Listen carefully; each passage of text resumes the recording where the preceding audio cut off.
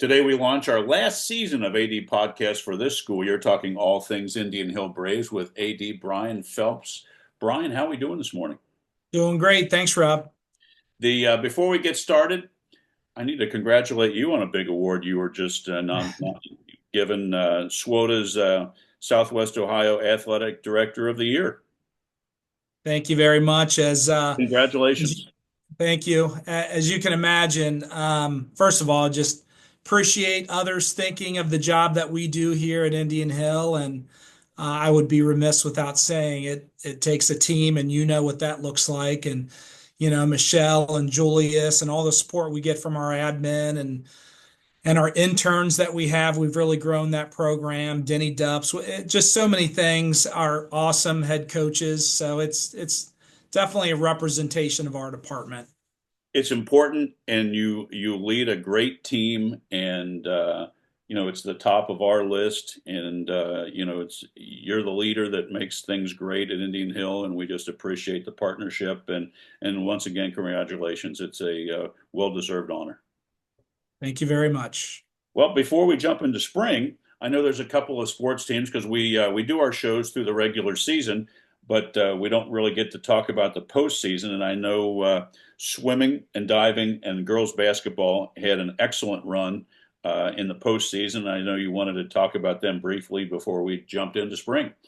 Yeah, girls basketball winning a district championship was, I think, a great accomplishment for the team. And although we will miss a handful of our seniors that move on, we're really excited about the youth of this team. And I think, girls basketball has done a really good job. It seems like we graduate a couple of key kids each year, but we have a few more key kids right behind them. So we've been able to replenish and reload like that as long as I've been here, at least. So I don't expect to miss a beat for basketball and swimming. Both our boys and girls. We had a great representation at the state meet. On the boys' side, they finished third. The girls were in the top 10. I think it was seventh. We had a state champion in Jason Zhao. We had a handful of runner-ups with relays and third place finishes. Really, the entire boys team showed up and performed great. And although we're going to lose a lot of those seniors on the boys' side, the girls have been hanging around at state the last few years, and I think it's now going to be their chance to shine over the next few years, as there's a lot of numbers and talent on the girls' side moving forward. Yeah, congratulations. It's just so excellent to see them perform in the tournament, and it's not great recognition for the school and the program. So congratulations. Now let's jump into the spring. We were going to do our shows a few weeks ago, and I'm glad we postponed because we wouldn't have had much to talk about. So let's talk baseball. They're currently 1-1 and supposed to play tonight. Unless you flip that to your place, I can't imagine that they're playing at Reading tonight. Yeah, right now they say it's 50-50, but I think our outfield will dry if we need to flip. So hopefully we'll be playing Reading, if not at their place, at ours.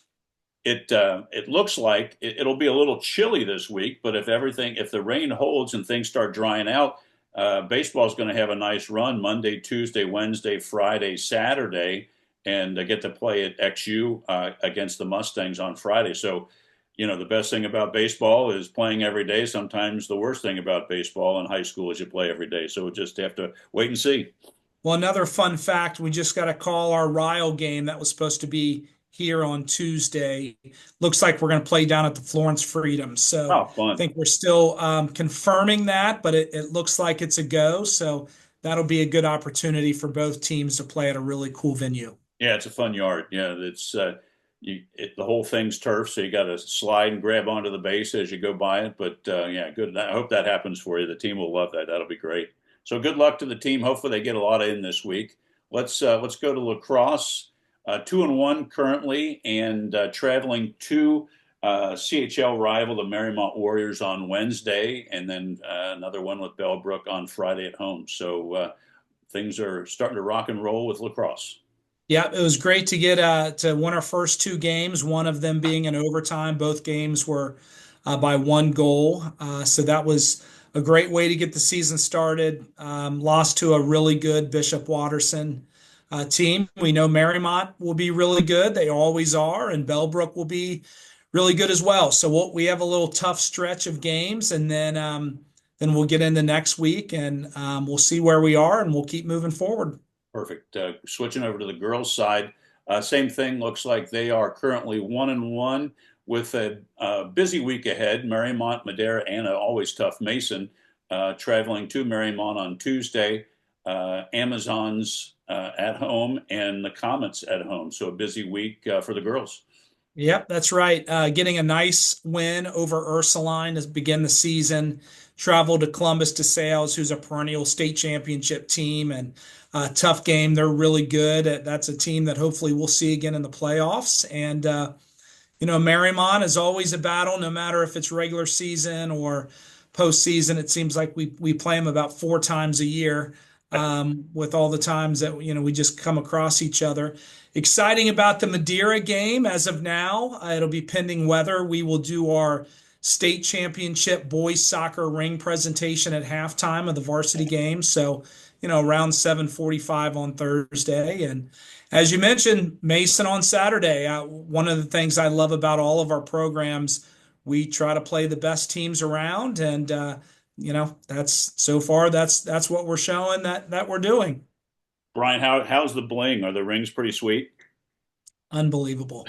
Both our girls' tennis rings and boys' soccer came in the same day, and it's pretty amazing what the kids and coaches create. That is still somewhat in the budget, but they deserve it. It's one that for so many people that never happens. For Yep. so many others, it's a once in a lifetime type of thing. So we believe in celebrating those types of accomplishments and go big or go home, I guess. That's right. Yeah, it's funny. I've been fortunate enough to win 6 of them, 2 as a player, 4 as a coach. And I look at my first one; it's teeny versus how big the new ones are. And I mean, you almost can't even fit it on a finger. They're so big, but they're so worth it. You'll remember it for a lifetime. No doubt about it. Yeah, it's great. Let's go to the softball field. You guys, softball is a full turf, right? It's not. It's infield and outfield, correct? Infield only. Both Oh, baseball and okay. softball is infield only, and we got our first game in. I happen to be, I'll say, helping coach softball this year, and Okay. so the first game of the season was a little AD versus AD with Tom Nerl at Oh, Marymount, and it was a really great game. nice. Going into the fifth inning, we were fortunate enough to kind of blow it open a little bit late, but it really felt like a softball game. And we have just some of the best girls, and the wins and losses, we'll see what that looks like. But talk about having about as much fun as you can have with the group. They're just great kids, and That's they're awesome. funny, and there's a little bit of talent on the team too. So hopefully, we can get some wins to celebrate throughout the year. I think we will, but even more importantly, this team has already grown so much so fast, and they're just great to be around. Sounds great. So, suppose you have Reading tonight. Possibly that could be flipped. I'm guessing, and then Reading again Wednesday, and the Amazons at home on Friday. So hopefully you guys can get in all 3 games and get on a roll. That would be great. Hopefully, a few more wins this week. That would be nice. Nice. Let's go to the hard court talk. Boys tennis. 1-0 on the season with a nice victory over Centerville at home last week. Tonight, hosting the Mason Comets. That'll be a dandy. Tuesday, Wednesday, Thursday, Saturday. So weather it's going to be a little chilly, but they'll get out and be able to play some matches this week. Yeah, what I really like about this team, we've been pretty good for a while, and it feels like we have a ton of seniors every year. Well, this time we don't. This roster is a pretty young roster, but they're also kids that have just been chomping at the bit for their turn because we've been so successful. And I won't say we won't miss a beat, but we should be pretty good. It should be a good year. There's some strong talent. We have, Wade Ward, our previous coach, moved on to the collegiate level, and Mike Pergowski, who's been our JV coach and has been a head coach at Beechwood in the past, is really doing a great job. And Adam Walters back with him, who's been the head coach here and the assistant coach, and John Schuler, who's new to our program and coaching JV.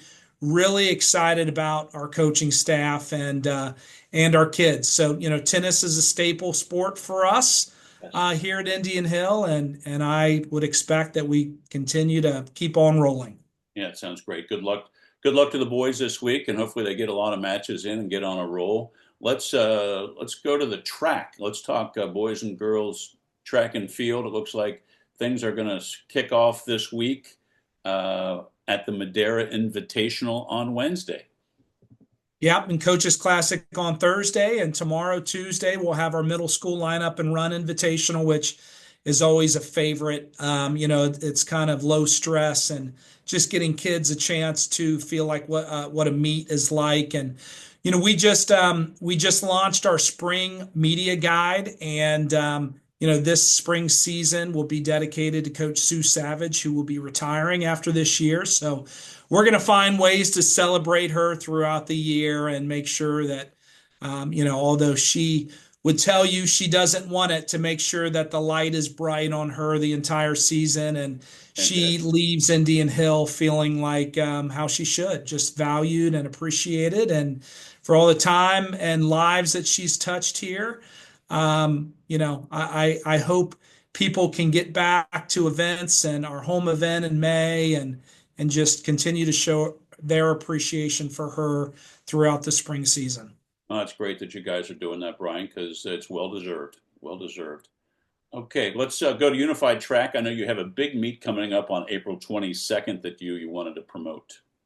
Yeah, best event that we do. It's so much fun, and that program is really growing. Sandy Gemmel and Amy Smart, who really not kind of, they lead that program, and they have grown it into what it is. And more schools around the city are having unified track and field teams, and we'd like to even see more because it is just such a heartwarming type of event. And we're always looking for ways for more of our student athletes to be participants.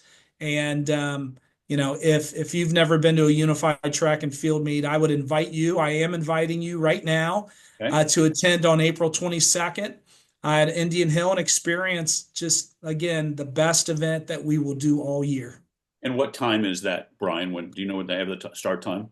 Well, if you know anything about track and field, you kind of say a time and it's always an ish. But I think if you were here at 3:30, that would be a good time. Between 3:30 and 4, we'll start getting events going. Yeah, and we'll promote that here the next couple of weeks as we do shows. So you can hopefully have a great turnout to support that meet on the 22nd. Let's wrap up this week's show talking boys volleyball. They have one match under their belt, and they have two this week, hosting Hamilton on Tuesday at Indian Hill, and then also Finneytown on Thursday. It feels a lot like when we started bowling, I guess 3 years ago now.